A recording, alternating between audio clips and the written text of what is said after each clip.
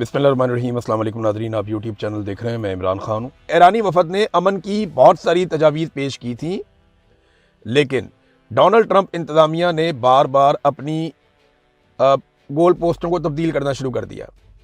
यानी वो अपने मुतालबात तब्दील कर लेते थे। जहाँ से भी अमेरिका आता था, ईरानी वहाँ से कोई ना कोई ऐसी तजवीज़ देते थे कि ठीक है, इसको ऐसे कर लेते हैं।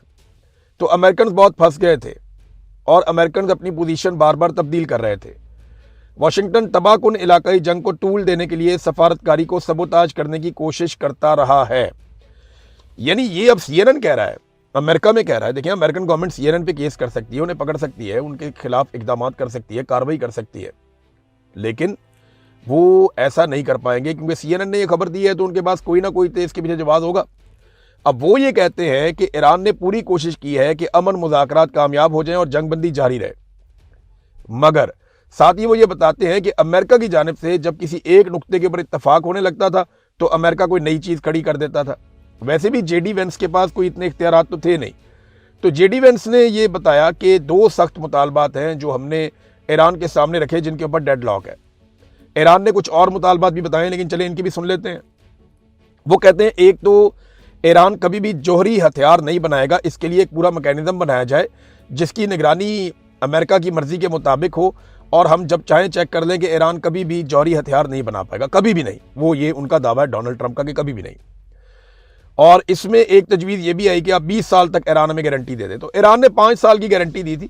यहाँ पे एक खबर मौजूद है और ये दावा किया जा रहा है, और ये दावा बाकायदा किया गया है अमरीकी अखबार की जानिब से। न्यूयॉर्क टाइम ने ये रिपोर्ट पेश की है कि ईरान ने कहा कि वो 5 साल तक जौहरी सरगर्मियाँ मुअत्तल करने पर रजामंद है, बशर्ते कि उसके ऊपर से पाबंदियाँ उठाई जाएँ, उसके जो मुंजमद असासे हैं वो बहाल किए जाएँ, और ईरान का जो रास्ता है उसको ना रोका जाए आइंदा के लिए, और जो नुकसानात का अजाला है वो भी किया जाए। तो ईरान ने कहा ठीक है, हम 5 साल के लिए आपको गारंटी देते हैं कि 5 साल के लिए हम किसी किस्म की भी जौहरी सरगर्मी नहीं करेंगे। यानी हम अगर कोई नया प्लांट लगाना भी चाह रहे हैं तो उस पर भी हम नहीं जाएंगे, बिजली बनाने के लिए भी इसको इस्तेमाल नहीं करेंगे। तो फिलहाल 5 साल तक के लिए वो ये गारंटी देने पर तैयार थे, लेकिन अमेरिका ने कम से कम 20 साल और डोनाल्ड ट्रंप ने ताहयात ये गारंटी मांगी थी कि मैकेनिज्म बनाया जाए कि ईरान कभी भी जौहरी हथियार नहीं बनाएगा।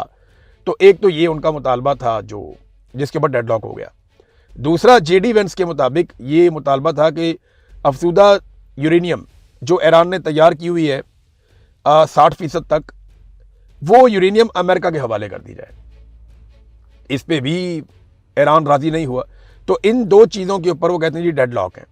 रशिया ने कहा था कि यूरेनियम हम ले जाते हैं, उनकी ईरान से बात हुई होगी, इसी सूरत में उन्होंने ये बात की, वरना इतना बड़ा दावा जो है वो रशिया कर नहीं सकता।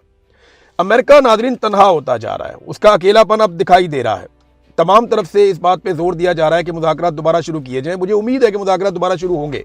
अमेरिका मार खा के आए, चाहे मार के आए, चाहे अमेरिका ताखीर से आए या जल्दी आए, अमेरिका को इन मुज़ाकरात में दोबारा आना पड़ेगा। अक़वाम मुत्तहिदा की जानिब से भी ये मुतालबा किया गया कि मुज़ाकरात दोबारा शुरू किए जाएँ। जितने भी अमेरिका के मादी के इत्तहादी हैं वो सारे भी ये कह रहे हैं कि मुज़ाकरात दोबारा शुरू किए जाएँ।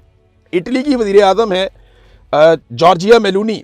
ये खातून आपको याद होगी, जब शहबाज शरीफ साहब डोनाल्ड ट्रंप को सलूट मार रहे थे ना, जब शहबाज शरीफ साहब डोनाल्ड ट्रंप की तारीफों में ज़मीन और आसमान के कलाबे मिला रहे थे, तो पीछे एक खातून लीडर खड़ी थी, वो इटली की वज़ीर आज़म थी। उन्होंने मुंह पे हाथ रख लिया था कि यार ये क्या बंदा है, ये किस तरह की शख्सियत है, ये क्या कर रहा है? क्या किसी भी लीडर को इस तरह कार्टून बनना ज़ेब देता है? क्या कोई भी लीडर इस लेवल के जूते पॉलिश आलमी सतह पर आकर कर सकता है?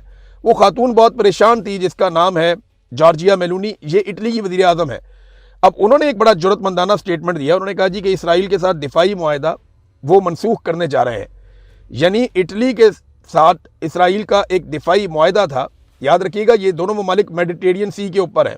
सामने वाली साइड पे जो है वो इसराइल है, उसके बाद एक इस तरफ तुर्की है, तुर्की के साथ यूनान है, फिर ऊपर आपका इटली, स्पेन, ये सारे ममालिक जो हैं ये इसी समंदर के ऊपर हैं, मेडिटेरेनियन सी के ऊपर।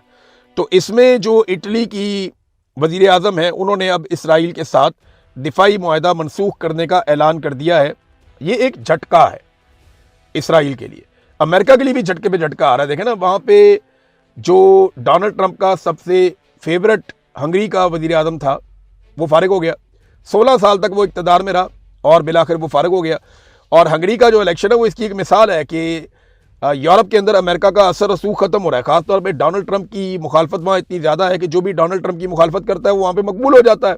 और इसमें जो सबसे ज़्यादा लीड ली हुई है वो स्पेन के वज़ीर-ए-आज़म पेड्रो ने ली हुई है। और वहाँ के लोग बड़ा फ़ख्र करते हैं इस बात के ऊपर, वो बहुत ज़्यादा फ़ख्र करते हैं कि जनाब हमें फ़ख्र है कि हमारा वज़ीर-ए-आज़म इतना डट कर इतना मजबूती के साथ खड़ा है। अब नाज़रीन, कुछ चीज़ें पाकिस्तान के अंदर से हैं, लेकिन सबसे पहले मैं आपको पाकिस्तान में बताऊं कि हुकूमत ने एलानिया लोड शेडिंग का आगाज़ कर दिया है। एलानिया लोड शेडिंग, लोड शेडिंग की वजह बताऊं नाज़रीन क्या होती है। लोड शेडिंग की जो सबसे बड़ी वजह होती है वो होती है कि आप बिजली पैदा नहीं कर पा रहे होते, या आपकी उतनी बिजली पैदा करने की कैपेसिटी नहीं होती जितनी बिजली आपको चाहिए होती है। लेकिन पाकिस्तान में सिलसिला इसका उलट है। पाकिस्तान की जो बिजली पैदा करने की सलाहियत है वो ज़रूरत से दुगनी से भी ज़्यादा है। मिसाल के तौर पे पाकिस्तान को जितनी बिजली चाहिए, अगर पाकिस्तान को 100 मेगावाट बिजली चाहिए तो पाकिस्तान के पास 250 मेगावाट बिजली पैदा करने की सलाहियत है, कैपेसिटी है। और इंटरेस्टिंग बात यह है कि पाकिस्तानी हर महीने 250 मेगावाट के हिसाब से ही पैसे देते हैं। इंटरेस्टिंग बात यह है कि जो सलाहियत है पाकिस्तान की बिजली पैदा करने की, पाकिस्तानी जो बिजली खरीदते हैं उसके पैसे नहीं देते, पाकिस्तान जो बिजली बनाने की सलाहियत है उसके पैसे देते हैं। फिर ऐसे मुल्क में लोड शेडिंग नहीं हो सकती। आप लोड शेडिंग नहीं कर सकते क्योंकि आपकी इजाफी सलाहियत है और आप सलाहियत के पैसे ले रहे हैं, बिजली के पैसे नहीं ले रहे। मिसाल के तौर पे आप एक दुकान पे जाते हैं, उस दुकान की सलाहियत है कि वो रोजाना 100 अंडे बेच सकता है, दुकानदार 100 अंडे रोजाना बेच सकता है। आपकी जरूरत जो है वो 10 या 15 अंडों की है, लेकिन आपको रोजाना उसे 100 अंडों के पैसे देने पड़ेंगे, चाहे आप उसे 5 अंडे लें, 10 अंडे लें, 20 अंडे लें, 40 अंडे लें, आपको पैसे उसको 100 अंडों के देने पड़ेंगे क्योंकि उसकी सलाहियत है कि वो 100 अंडे रोजाना की बुनियाद के ऊपर बेच सकता है। ये उसकी कैपेसिटी है। ये है कैपेसिटी पेमेंट जो आप हर मर्तबा अदा करते चले आ रहे हैं और आप आइंदा भी अदा करेंगे। अब मजे की बात यह है कि वो जो अंडे आप ले रहे थे ना, उसमें से भी उन्होंने कहा जी हमने आपको नहीं देने। वहां पे भी लोड शेडिंग होगी बिजली की शुरू। अब उन्होंने बिजली की लोड शेडिंग शुरू कर दी है, हालांकि कैपेसिटी है इजाफी और बिल भी है इजाफी। आप 1 यूनिट इस्तेमाल करते हैं, कम से कम 3 यूनिट के आप पैसे देते हैं, लेकिन इसके बावजूद आपकी बिजली की कीमतें 3 से 4 गुना बढ़ाई गई। फिर आप 1 के बजाय 3 यूनिट के पैसे देते हैं और इसके बावजूद पाकिस्तान में लोड शेडिंग की जा रही है। रीजन क्या है कि अवाम को टके का फायदा ना हो और हमें टके का नुकसान ना हो। ये जितने IPPs है ना, ये सारे हुकूमत के नाक के बाल हैं। इन सबको लाया कौन था? नवाज शरीफ, शहबाज शरीफ, पाकिस्तान की मिलिट्री एस्टेब्लिशमेंट। इन लोगों ने ये इसके सारा का सारा मुनाफा खाया ना, इन्होंने पैसा खाया। तो ये जो पैसा इन्होंने खाया, जिन लोगों को ये लेकर आए गारंटियां देकर, उनका नुकसान तो नहीं होने देंगे, इतना सा भी नहीं होने देंगे। आपको पता है ये कारोबारी लोग या IPPs, ये लोग नुकसान किसे समझते हैं कि जी पिछले महीने हमारा मुनाफा था 10 अरब का, इस महीने 9 अरब का मुनाफा हुआ, हमें 1 अरब का नुकसान हो गया। ये नुकसान इसे कहते हैं। ये नुकसान इसे नहीं कहते कि हमारा लॉस में चला गया। आम आदमी का नुकसान तो ये होता है ना, उसने 100 रुपए की चीज बनाई, उसकी 90 की बिक गई तो उसका 10 रुपए का नुकसान हो गया, और उसकी चीज जो है 110 की बिक गई तो 10 रुपए का फायदा हो गया। इनका ये नहीं है। इनका मुनाफा जो है, अगर तुमने 100 रुपए की चीज बनाई और 200 की बिकी तो 100 रुपए का फायदा हो गया। अगले महीने 190 की बिकी तो ये कहेंगे कि 100 की हमने बनाई थी, हमारी 190 की बिकी है, हमारा तो जनाब 10 रुपए का नुकसान इसलिए हो गया कि पिछले महीने हमने 200 की बेची थी। यानी ये कौम को जो पहले निचोड़ रहे थे, अब वो निचोड़ने में चंद फीसद का फर्क आया तो इन्होंने कहा ये भी कौम पे डालो, हमने ये बोझ नहीं उठाना। अब तक के लिए इतनी, अपना ख्याल रखिएगा, अपने चैनल का भी। अल्लाह हाफ़िज़।